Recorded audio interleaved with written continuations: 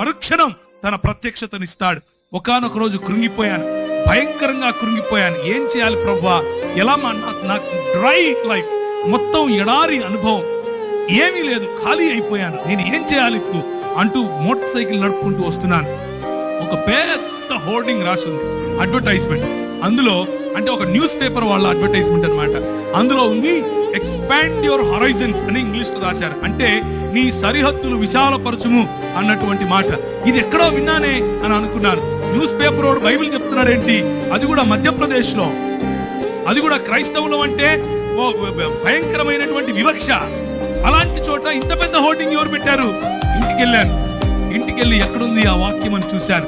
యెబ్బేజు చేసిన ప్రార్థనను ప్రభు చూపించాడు. నా సరిహద్దులను విశాలపరచుము అని ఆయన చేసినటువంటి ప్రార్థన నాలో ఒక అగ్నిని తిరిగి ప్రభు ఇవ్వడానికి ఆ వాక్యం సహాయపడింది. నేను